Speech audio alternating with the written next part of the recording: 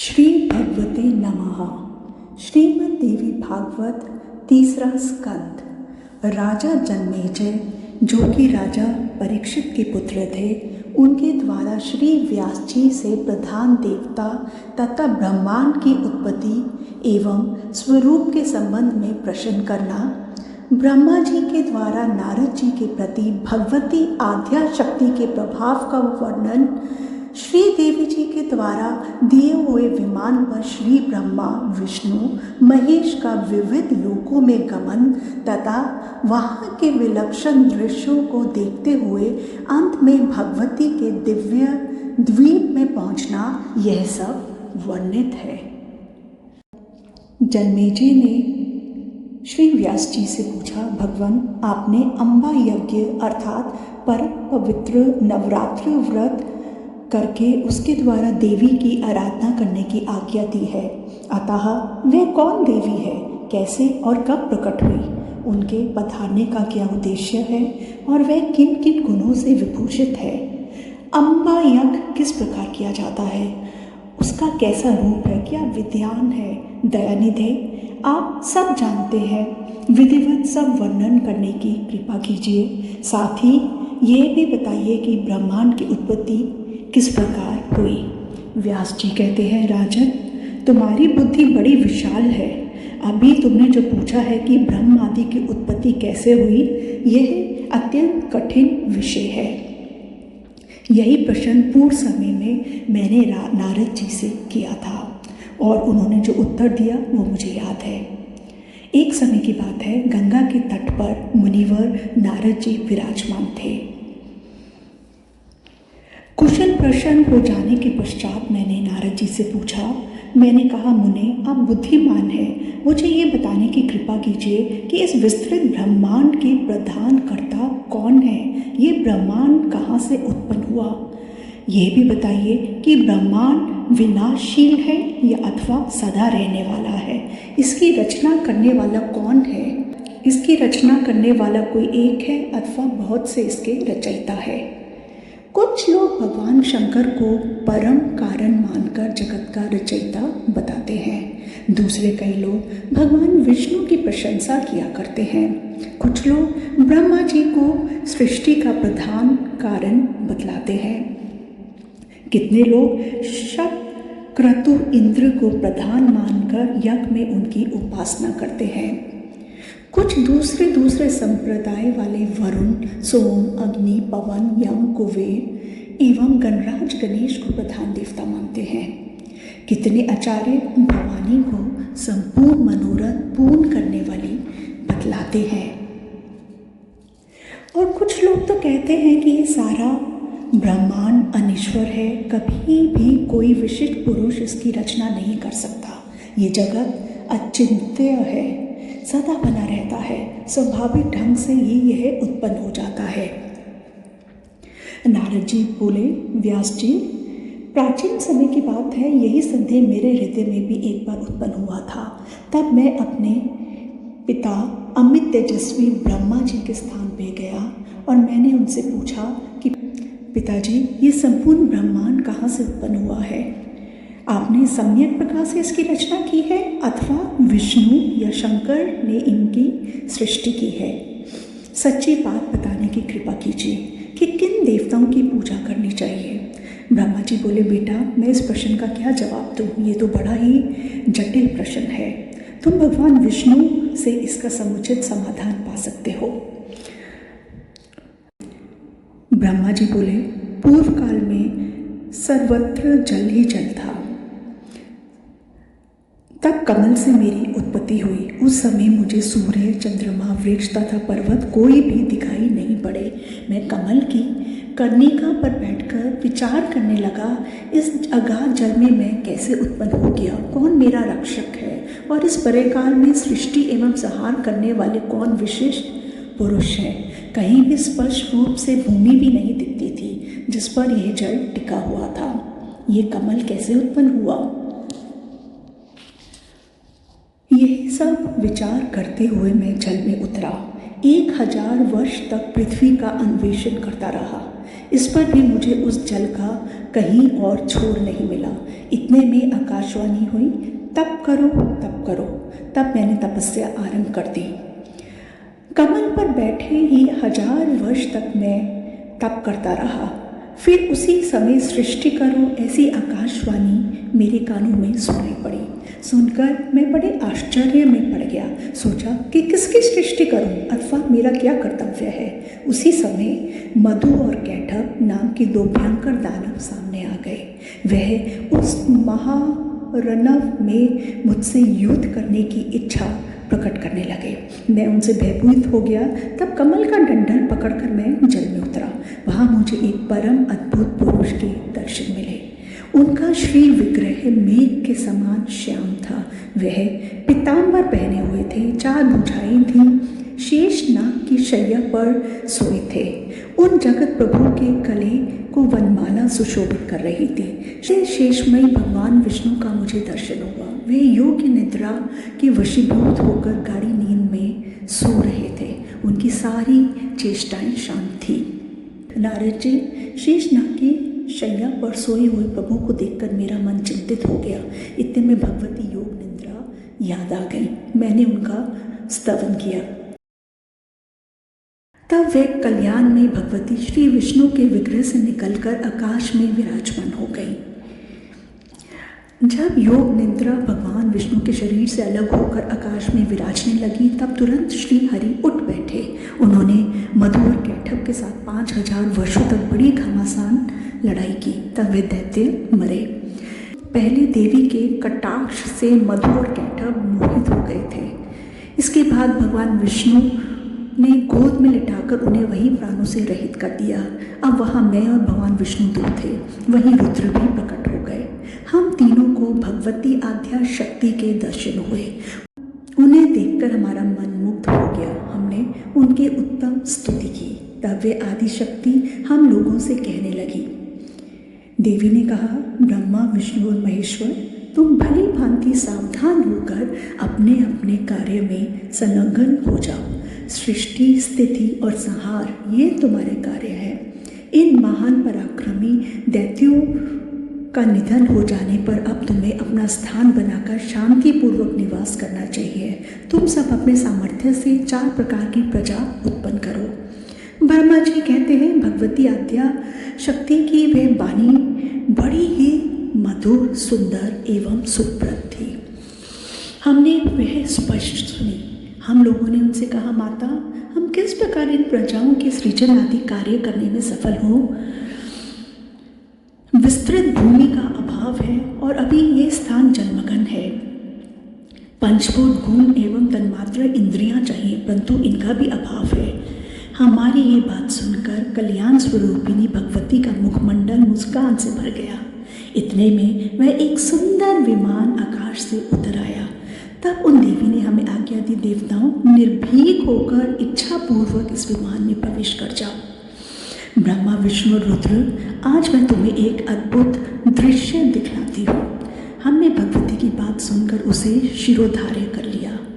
उस रत्न जटित विमान पर चढ़कर हम लोग आराम से बैठ गए। वह विमान मोतियों की माला से सुशोभित था। उससे अनेकों किंकिनियों की ध्वनि हो रही थी। अमरावती की तुलना करने वाले उस भव्य विमान पर हम तीनों निर्भीक होकर बैठे थे। इंद्र विजय हम तीनों देवताओं को उस पर बैठे देखकर देवी ने अपने सामर्थ्य से विमान को आकाश में उड़ा दिया। ब्रह्मा जी कहते हैं, मन के समान तीव्र गति से चलने वाला वह विमान जिस अपरिचित स्थान पर गया, वह संपूर्ण फलों से लदे हुए अनेक सुंदर वृक्ष थे। कोकिलों की काकली उन वृक्षों की शोभा बढ़ा रही थी। विस्तृत भूमि, बहुत से पर्वत, वन और उपवन उस स्थान को सुशोभित कर रहे थे। स्त्री, पुरुष, पशु, पवित्र नदी, बावली, कुएं, पोखरे, गड्ढे और झरने वहाँ अनगिनत थे। आगे एक अत्यंत सुंदर नगर दिखाई दिया।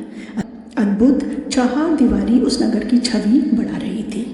उसमें बहुत से ऊंचे ऊंचे महल थे। उचित स्थान पर यज्ञशाला बनी हुई थी। उस नगर को देखकर उसका परिचय प्राप्त करने की मन में इच्छा उत्पन्न हुई। सोचा यह स्वर्ग हो, पर किसने इसकी रचना की है?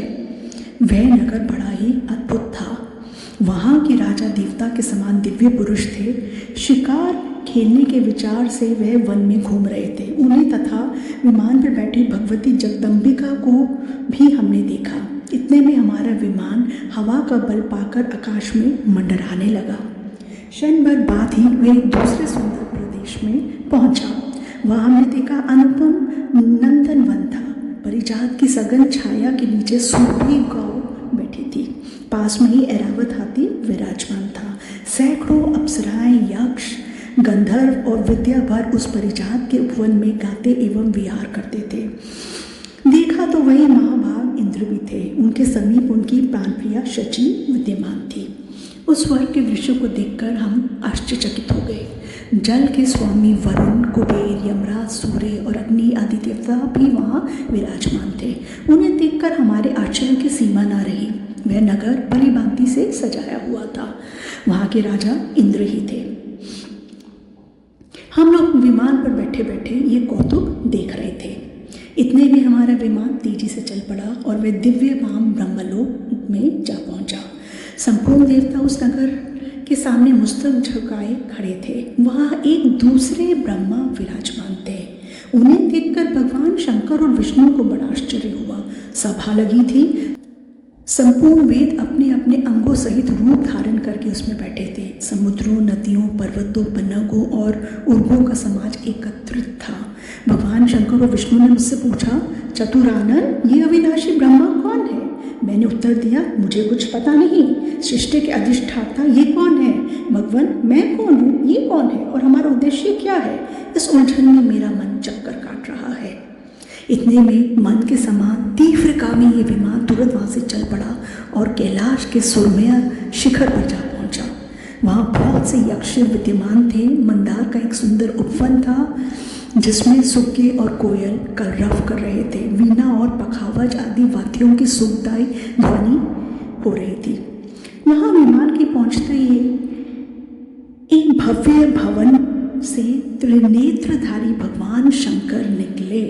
वह नंदी वृषभ पर बैठे थे। उनके 5 मुख थे और 10 भुजाएं थी। मस्तक पर चंद्रमा सुशोभित हो रहा था। बागंबर पहने हुए थे। गज चर्म की चादर ओढ़ रखी थी। महाबली गणेश और स्वामी कार्तिकेय अगल बगल रहकर रक्षक का कार्य संपन्न कर रहे थे। भगवान शंकर के साथ मार्ग में चलते समय उनके दोनों पुत्रों गणेश और कार्तिकेय की अनुपम शोभा हो रही थी। नंदी प्रभृति जिनके प्रधान गण रक्षक थे, वे सभी शंकर के पीछे पीछे जय ध्वनि करते हुए चल रहे थे। नारद उस समय भगवान शंकर तथा अन्य सभी गणों को देखकर हमारे आश्चर्य की सीमा नहीं रही। क्षण भर बाद ही वह विमान उस शिखर से भी पवन के समान तेज चाल से उड़ा और वैकुंठ लोक में पहुंच गया, जहाँ भगवती लक्ष्मी का विलास भवन था। बेटा नारद, वहाँ मैंने जो संपत्ति देखी उसका वर्णन करना मेरे लिए असंभव है। उस उत्तम पुरी को देखकर विष्णु का मन आश्चर्य के समुद्र में गोताएं लगाने लगा। वहाँ कमल लोचन श्री हरि विराजमान थे। अलसी के फूल के समान उनके श्री विग्रह की कांति थी। पीतांबर पहने हुए थे। 4 भुजाएं थी। वे पक्षीराज गरुड़ पर विराजमान थे। दिव्य आभूषणों से उनकी अनुपम शोभा हो रही थी। प्राणप्रिय लक्ष्मी जी चंबन डुला रही थी। उस समय सनातन श्री हरि की झांकी पाकर हम सभी बहुत चमके से रह गए। एक दूसरे को देखते हुए हम विमान में एक उत्तम आसन पर बैठे रहे। इतने में पवन से बातें करते हुए विमान तुरंत उठ चला। आगे अमृत के समान मीठे जल वाला समुद्र दिखा। उसका जल बड़ा ही मधुर था। जोर जोर से तरंगे उठ रही थी। बहुत से जलचर जंतु वहाँ निवास करते थे। यही एक मनोहर द्वीप था। मंदार और परिजात आदि वृक्ष उसकी शोभा बढ़ा रहे थे। अनेकों बिस्तरों से सारी भूमि ढकी थी। तरह तरह के चित्रों से उसे सजाया गया था। मोतियों की मालाएं लटकी थी। अनेक प्रकार के हार उसकी छवि बढ़ाते थे। अशोक, बकुल, कुर्बक, केतकी और चंपा आदि मनोहर वृक्ष उस द्वीप के कोने कोने को सुशोभित कर रहे थे। कोयलें मधुर स्वर में कुहू कुहू कर रही थीं। सर्वत्र दिव्य गंधों का छिड़काव हुआ था। भौरे गुनगुना रहे थे, जिससे उसकी शोभा अधिक बढ़ गई। उसी द्वीप में एक मंगलमय मनोहर पलंग बिछा था। उस पलंग में सुंदर रत्न जड़े थे। भांति भांति रत्नों से उसकी विचित्र शोभा हो रही थी। हम लोग विमान पर बैठे थे। दूर से ही उस अत्यंत सुंदर पलंग को हमने देखा। उस पलंग पर अनेक बिस्तर बिछे थे, इंद्रधनुष के समान में चमक रहा था। उस समय उस उत्तम पलंग पर एक दिव्य रमणी बैठी थी। उनके गले में लाल रंग की माला थी। लाल वस्त्रों से श्री विग्रह सुशोभित था। लाल चंदन लगाए हुए थी। लाल लाल नेत्र थे। वह ऐसी प्रभावपूर्ण देवी थी मानो करोड़ों बिजलियां एक साथ चमक रही हों। अत्यंत सुंदर मुख था। लाल लाल दांत थे। करोड़ों लक्ष्मियों से भी अधिक वह सुंदर थी। सूर्य की प्रतिभा के समान वह चमक रही थी। दिव्य पाश, अंकुश, अभय और वर मुद्रा से उन भगवती भुवनेश्वरी के हाथ सुशोभित थे। अद्भुत आभूषण पहने हुए थी। वैसी सुंदर स्त्री मैंने कभी नहीं देखी थी। सबके हृदय में वास करने वाली वह अखिल जगत की अधिष्ठात्री देवी थी। नाम जप में संलग्न रहने वाली बहुत सी सखियां निरंतर स्तुति कर रही थी। भुवनेशी, माहेश्वरी आदि नामों की हृदयंगम करने वाली देव कन्याएं चारों ओर बैठी थीं। उन देवियों के काम पुष्पा आदि अनेकों नाम थे। 6 कोणों वाला उत्तम यंत्र बना था। उसी पर भगवती भुवनेश्वरी विराजमान थी। उन्हें देखकर हम सभी महान आश्चर्य में पड़ गए। कुछ समय तक हम वहीं ठहरे रहे। आपस में कहने लगे, ये सुंदरी कौन है और इसका क्या नाम है? हम इसके विषय में बिल्कुल अनभिज्ञ हैं। इसके हजारों नेत्र, हजारों हाथ, हजारों मुख है। दूर से देखने पर ही ये कितनी सुंदर प्रतीत हो रही है। ये ना कोई अप्सरा है, ना गंधर्व कन्या और ना ही कोई देव कन्या। नारद यूँ संदेहग्रस्त होकर हम लोग वहाँ रुके रहे। तब भगवान विष्णु ने उन चारों हासिनी भगवती को देखकर विवेकपूर्वक निश्चय कर लिया कि यह भगवती जगदम्बिका है। उन्होंने कहा कि ये भगवती हम सभी की आदि कारण है। महाविद्या और महामाया इनके नाम है। ये पूर्ण प्रकृति है। इनका कभी नाश नहीं होता। मन बुद्धि जन इन्हें जान नहीं सकते। योग्य द्वारा इनका साक्षात्कार होता है। गंभीर आशय वाली ये देवी पर ब्रह्मा की इच्छा है। ये नित्य है और इनका विग्रह भी नित्य है। यह विश्वेश्वरी, वेद गर्भा एवं शिवा कहलाती है। इनके विशाल नेत्र है। ये सबकी आदि जननी है। प्रलय काल में अखिल जगत को समेट लेती है। संपूर्ण जीवों की आकृति को ये अपने विग्रह में छिपा लेती है। ब्रह्मा एवं शंकर ये सब बीजमयी देवी विराज रही हैं। इनकी करोड़ों विभूतियाँ अगल बगल विराजमान है। क्रमशः इन्हें देख लें। उन विभूतियों का शरीर दिव्य अलंकारों एवं दिव्य गंधों से सुशोभित है। ब्रह्मा और शंकर देखो, वे सभी सहचरियां भगवती की सेवा कर रही हैं। जो प्रभुत पुण्य वाले महान दानी एवं तपस्वी हैं, उन्हीं को कल्याण स्वरूपिणी भगवती भुवनेश्वरी के दर्शन मिलते हैं और आगे चले इनका दर्शन नहीं प्राप्त कर सकते। यह मूल प्रकृति है। सदा परम पुरुष के साथ रहती है। ब्रह्मांड की रचना करके परम पुरुष भी दिखाया करती है। परम पुरुष दृष्टा है। ये चराचर जगत दृश्य है और उन परम पुरुष की ये आदि शक्ति महामाया सबकी अधिष्ठात्री देवी हैं। यही संपूर्ण संसार की कारण है। यह वही दिव्यांगना है जिनके प्रलया नरव में मुझे दर्शन हुए थे। उस समय मैं बालक रूप में था। मुझे पालने पर ही झुला रही थी।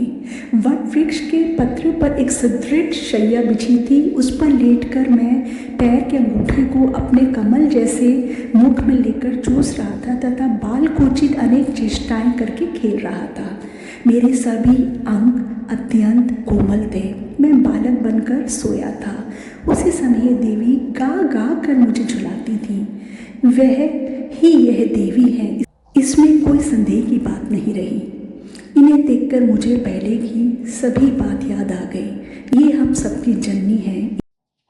इनके विषय में मेरी जितनी जानकारी है तथा मैं जो कुछ अनुभव कर चुका हूँ वह कहता हूँ, सुनो। श्रीमद् देवी भागवत 3रा स्कंद अध्याय 1 से 3 समाप्त हुआ। जय माता।